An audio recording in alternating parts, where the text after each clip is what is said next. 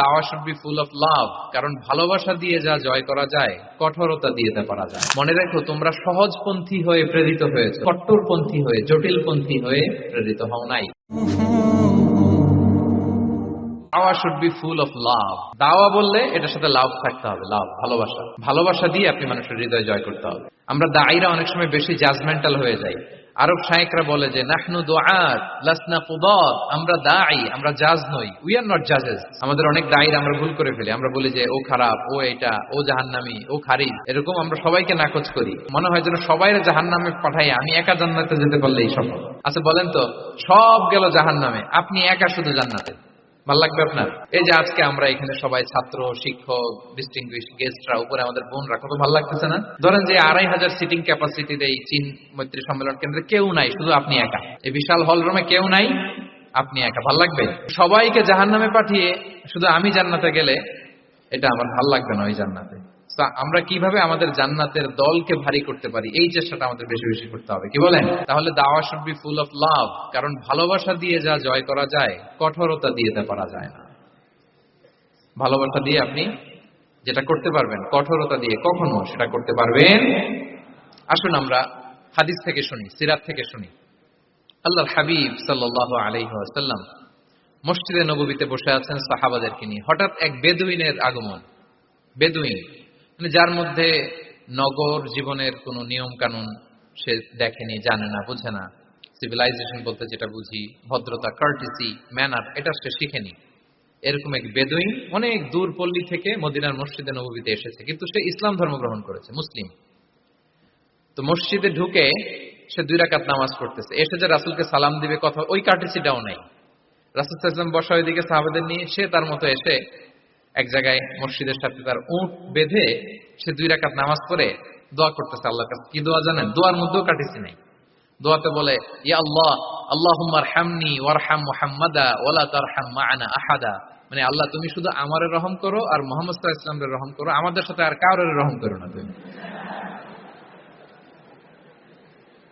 বেদুইন, তার মধ্যে আদাবু দোয়া, দোয়ার যে একটা এটিকেটস আছে, এটা তো তার জানা নাই।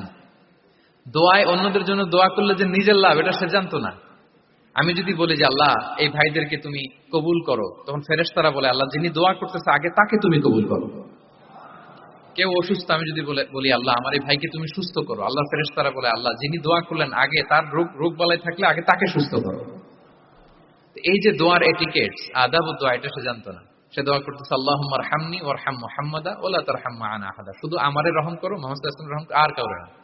তো রাসূল সাল্লাল্লাহু আলাইহি ওয়াসাল্লাম দূর থেকে দেখতেছেন এই দোয়া, আর বলতেছেন যে হায় রে, একটা প্রশস্ত জিনিসকে সে সংকীর্ণ বানায় ফেলল। আল্লাহর কাছে কি রহমের কোনো কমতি বা ঘাটতি আছে? নাই। সে তো দোয়াতে সবাইকে ইনক্লুড করতে পারত। তো রাহমাতাল লিল আলামিন আল্লাহর হাবিব সাল্লাল্লাহু আলাইহি ওয়াসাল্লাম তিনি বুঝতে পেরেছেন যে এই লোকটা আসলে বেদুইন, তার মধ্যে ওই কার্টিসি নাই। তো তিনি ফলো করতে লাগলেন যে দেখি লোকটা কি করে। তো লোকটা দোয়া টোয়া করেই এবার যে মসজিদের এক কর্নারে বসে ওখানেই পেশাব করা শুরু করলো। মানে কোনো কার্টিসি, নিয়ম, ভদ্রতা তার জানা নাই। তো তাকে পেশাব করতে দেখে বাকি লোকেরা তো তাকে ধরতে গেল, মারতে গেল। রাসূল সাল্লাল্লাহু আলাইহি ওয়াসাল্লাম বললেন, দাউ, রাখো রাখো, আরে থামো থামো, ওকে কাজ ছাড়তে দাও, ওকে ওর কাজ ছাড়তে দাও।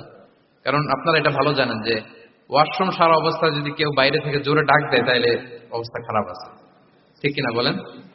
কেউ টয়লেট সারতেছে ওয়াশরুমে, তখন যদি আপনি জোরে নক করেন এটা তার ক্ষতি হয়, কারণ আগে তাকে ওইটা পাস করতে হবে স্মুথলি। এটাও একটা এটিকেট যে কেউ ওয়াশরুমে গেল, আমাকেও যেতে হবে, তো আমি যে বারবার ডিস্টার্ব না করে ওখানে একটু পায়চারা করতে পারি, একটু হালকা মৃদু শব্দে কাশি দিতে পারি, বা আমি যে বাইরে আছি, সামওয়ান ইজ ওয়েটিং আউটসাইড, এটা তাকে বুঝাতে পারি। কিন্তু অনেকে যে কি করে, ধাম ধাম করার যখন শুরু করে ওই বেচারার তো অবস্থা টাইট। এটা যেন আমরা না করি, এই শিক্ষাটা কিন্তু এই হাদিস থেকে পাই। রাসূল সাল্লাল্লাহু আলাইহি ওয়াসাল্লাম বললেন, দাউ দাউ, রাখো রাখো, আরে ছাড়ো ছাড়ো, ও তো ইউরিন পাস করতেছে, রাখো, ওটাও সারুক, আগে সারুক, আমরা পরে ডিল করি। তো সবাইকে তিনি থামালেন, ও সারলো। এবার রাসূল সাল্লাল্লাহু আলাইহি ওয়াসাল্লাম বললেন, এবার তোমরা যে ওয়াহারিকু আলা বাউলিহি সাজলান মিন মা, যেহেতু মসজিদে নববীর ফ্লোর ছিল বালুর ফ্লোর, শুকিয়ে যাবে, বললেন যে ওর পেশাব করা জায়গার উপর 1 বালতি পানি ঢেলে দাও। সাহাবারা দিল। আর এই বেদুইন লোককে রাসূল সাল্লাল্লাহু আলাইহি ওয়াসাল্লাম কাছে টেনে নিলেন, যে তাকে খুব ভালোবাসা দিয়ে বললেন, কি অবস্থা তোমার, কোত্থেকে আসছো, সব খোঁজ খবর নিয়ে বললেন যে তুমি যে এইখানে নামাজ পড়লা, এরপরে আবার এই কাজটা সারলা, তুমি কি জানো এইখানে আল্লাহর জিকির করা হয়? এটা আমাদের ইবাদতগাহ। এখানে আমরা রবের জিকির করি, তার কাছে ফরিয়াদ করি, সবাই মিলে এই কমিউনিটির সবাই এখানে আসে। এই কমিউনিটির, মদিনার কমিউনিটির সবাই মিলে, নারী পুরুষ নির্বিশেষে আমরা এসে এখানে আল্লাহর কাছে ফরিয়াদ করি, দোয়া করি, ইবাদত করি, কোরআন তেলাওয়াত করি। এটা আমাদের ইবাদতগাহ। এইখানে কি এমন কাজটা করা তোমার ঠিক হলো? সে তো লজ্জায় কাছুমাছু হয়ে রাসূল সাল্লাল্লাহু আলাইহি ওয়াসাল্লামের কাছে ক্ষমা চাইছে।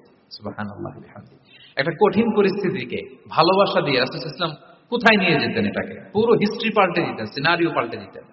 সাহাবারা অবাক হলো, তারাও শিখলো যে না, এরকম করা যাবে না। তখন তাকে এইভাবে ডিল করলেন। আর সাহাবারা যারা রাগারাগি করেছিল, সাহাবীদেরকে রাসূল সাল্লাল্লাহু আলাইহি ওয়াসাল্লাম বললেন, ফাইন্নামা বুইসতুম মুয়াসসিরিন ওয়া লাম তুবআসু মুআসসিরিন। মনে রাখো, তোমরা সহজপন্থী হয়ে প্রেরিত হয়েছে, তোমরা কঠিন কট্টরপন্থী হয়ে, জটিলপন্থী হয়ে প্রেরিত হও নাই। তোমরা কোনো কাজকে জটিল ভাবে সমাধানের দিকে যেও না, সহজ করে সলভ করবা। সুবহানাল্লাহ, সুবহানাল্লাহ। তাহলে দেখেন, ভালোবাসা দিয়ে রাসূল সাল্লাল্লাহু আলাইহি ওয়াসাল্লাম ওই বেদুইনকে যেভাবে আদব শিক্ষা দিলেন, তার হৃদয় জয় করলেন। কঠোরতা দিয়ে পারা যেত? তো 6 নাম্বার দাওয়া মেথোডোলজি হচ্ছে দাওয়া should be full of love, full of love, full of well wishes. আপনি শুভকামনা, ভালোবাসা, এটা দিয়ে আপনি মানুষের হৃদয়ে যতটুকু জায়গা পাবেন, কঠোরতা দিয়ে পাবেন না। আরেকটা ছোট্ট উদাহরণ দেই। সুমামা ইবনে উসাল রাদিয়াল্লাহু তাআলা আনহু, উনি ইয়ামামার অধিপতি ছিলেন। রাসূল সাল্লাল্লাহু আলাইহি ওয়াসাল্লামকে হত্যা করতে এসেছিলেন গোপনে। কি করতে? হত্যা করতে। কি করতে বলেন সবাই? হত্যা করার জন্য এসেছিলেন। কিন্তু দুর্ভাগ্যক্রমে হত্যা করতে এসে সে ধরা পড়ে গেছে সাহাবীদের হাতে, হত্যা করতে পারে নাই সুমামা ইবনে উসাল। তো সাহাবীরা তাকে ধরে মসজিদে নববীর পিলারের সাথে বেঁধে রাখলো, বেঁধে রাসূল সাল্লাল্লাহু আলাইহি ওয়াসাল্লামকে ডাকলো। তারা বলল যে ইয়া রাসূলুল্লাহ, দেখেন ইয়ামামা থেকে আসছে সুমামা ইবনে উসাল আপনাকে হত্যা করবার জন্য, তাকে আমরা ধরে ফেলেছি, আমরা বেঁধে রেখেছি। রাসূল সাল্লাল্লাহু আলাইহি ওয়াসাল্লাম তার কাছে যেয়ে তার খোঁজ খবর নিলেন প্রথম দিন, এবং তার সামনে যথারীতি তাওহীদ এবং রিসালার দাওয়াত দিলেন। ফিরে আসলেন। ফিরে এসে সাহাবাদেরকে বললেন, তোমাদের ঘরে ভালো রুটি আছে কার কাছে? রুটির কালেকশন, আটা পিষে রুটি বানাতে পারবে। একজন বলল আমি। বলল যে এটা সুমামাকে দিয়ে আসো। তো দিয়ে আসলো। আরেকজন বলল ভালো তাজা খেজুর আছে কার কাছে? এক সাহাবী বললেন আমার কাছে। রাসূল সাল্লাল্লাহু আলাইহি ওয়াসাল্লাম বললেন যাও, এটা সুমামাকে দিয়ে আসো। দিয়ে আসলেন। এরপরের দিন রাসূল সাল্লাল্লাহু আলাইহি ওয়াসাল্লাম যে আবার ইসলামের সৌন্দর্য, মাহাসিন আহকামি শারিয়া, ইসলামী শারিয়ার যে বিউটি অফ ইসলাম, এটা তুলে ধরলেন, ইসলামের যৌক্তিকতা তুলে ধরলেন। সে অবাক হতে লাগলো যে কিরে, যুদ্ধবন্দীদের সাথে মুহাম্মদ সাল্লাল্লাহু আলাইহি ওয়াসাল্লাম এবং তার অনুসারীরা এরকম আচরণ করে? সে তো যুদ্ধবন্দী, এত সুন্দর আচরণ। তাকে আবার ইসলামের সুশীতল বাণীগুলোর প্রতি আহ্বান করে রাসূল সাল্লাল্লাহু আলাইহি ওয়াসাল্লাম বাড়িতে এসে এবার নিজের যে উট আছে, উটকে যে পালে, সে রাখালকে বলল তুমি উটের দুধ দহন করে তাকে কিছু দুধ দিয়ে আসবে। সুবহানাল্লাহ। আসছিল রাসূল সাল্লাল্লাহু আলাইহি ওয়াসাল্লামকে কি করতে? হত্যা করতে। তো তাকে ওটার গরম দুধ দিয়ে আসা হলো, সে পেট ভরে খেলো। তৃতীয় দিন এবার রাসূল সাল্লাল্লাহু আলাইহি ওয়াসাল্লাম যে ইসলামের যে ভবিষ্যৎ, ইসলাম মানলে যে জান্নাতে থাকা যাবে, এগুলো সব বললেন এবং তাকে আরো অনেক মেহমানদারি করলেন, আপ্যায়ন করলেন। 3 দিন যখন রাসূল সাল্লাল্লাহু আলাইহি ওয়াসাল্লাম ইসলামকে তার সামনে এভাবে প্রেজেন্ট করলেন, আপ্যায়ন করলেন, ভালো আচরণ দেখালেন, সে অবাক হয়ে গেল। আল্লাহ তাআলা তার হৃদয়টাকে নূর দিয়ে আলোকিত করে দিলেন। 3 দিন পর রাসূল সাল্লাল্লাহু আলাইহি ওয়াসাল্লাম সাহাবীদেরকে ডেকে বললেন, যাও সুমামা ইবনে উসালের হাত পা গুলো যে রশি দিয়ে বেঁধে রেখেছো ছেড়ে দাও, রশিগুলো খুলে দাও। সাহাবারা বলেন কি ইয়া রাসূলুল্লাহ, সে তো খুনি, সে সুযোগ পেলেই তো অ্যাসাসিনেট করতো, তার রশি, হাতের রশি খুলে দিত, আপনাকে মেরে ফেলবে। আল্লাহ রাসূল সাল্লাল্লাহু আলাইহি ওয়াসাল্লাম বললেন, না, আমি যা জানি তোমরা সেটা জানো না, যেটা বলেছি তাই করো। মসজিদে নববীর পিলারের সাথে তাকে যে বেঁধে রেখেছো, রশি খুলে দাও, হাত পা খুলে দাও। আল্লাহর হাবিব সাল্লাল্লাহু আলাইহি ওয়াসাল্লামের নির্দেশ মোতাবেক সাহাবারা ওনার হাত খুলে দিলেন, পা খুলে দিলেন। সুমামা ইবনে উসাল কারোর সাথে কথা না বলে, তার বাড়ি তো ইয়ামামা, সেখানেও ফিরে গেলেন না, অন্য কোনো শহরেও গেলেন না। তিনি মদিনা থেকে অনতি দূরে একটা খেজুরের বাগান আছে, ওখানে কুয়া আছে, উনি যে ওই কুয়ার পানি দিয়ে গোসল করলেন। গোসল করে পবিত্র হয়ে মসজিদে নববীতে রাসূল সাল্লাল্লাহু আলাইহি ওয়াসাল্লামের কাছে ফিরে আসলেন। আর এসেই ঘোষণা দিলেন, আশহাদু আল্লা ইলাহা ইল্লাল্লাহ ওয়া আশহাদু আন্না মুহাম্মাদার রাসূলুল্লাহ। সুবহানাল্লাহ, সুবহানাল্লাহ। তিনি বললেন যে আমি সাক্ষ্য দিচ্ছি আল্লাহ ছাড়া কোনো ইলাহ নেই, আরো সাক্ষ্য দিচ্ছি যে মুহাম্মদ আপনি আল্লাহর প্রেরিত বান্দা এবং রাসূল। এবার তিনি বললেন, মুহাম্মদ, আপনার চেহারার চাইতে অপছন্দের চেহারা পৃথিবীতে আর দ্বিতীয়টা আমার কাছে ছিল না, কিন্তু আজকের পর থেকে আপনার চেয়ে প্রিয় চেহারা, আপনার চেহারার চেয়ে প্রিয় কোনো চেহারা আমার কাছে আর নাই। ইসলামের চেয়ে অপছন্দনীয় ধর্ম আমার কাছে আর ছিল না, কিন্তু আজ থেকে ইসলামের চেয়ে পছন্দনীয় কোনো ধর্ম আমার কাছে নাই। মদিনার চেয়ে অপছন্দের শহর আমার কাছে ছিল না, তো আজ থেকে মদিনার চেয়ে কোনো প্রিয় শহর আমার কাছে নাই। সুবহানাল্লাহ। উনি গমের বড় ডিলার ছিলেন, গম ব্যবসা করতেন।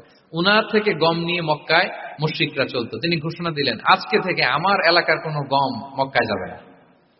এবার মক্কাবাসী পড়ছে বিপদে, গম ছাড়া তো তারা খেতেও পারবে না। তারা আল্লাহর হাবিব সাল্লাল্লাহু আলাইহি ওয়াসাল্লামের কাছে চিঠি লিখে পাঠালেন যে, মুহাম্মদ, তোমার এই যে নতুন অনুসারী, সে যদি গম না দেয় আমাদের তো অবস্থা খারাপ।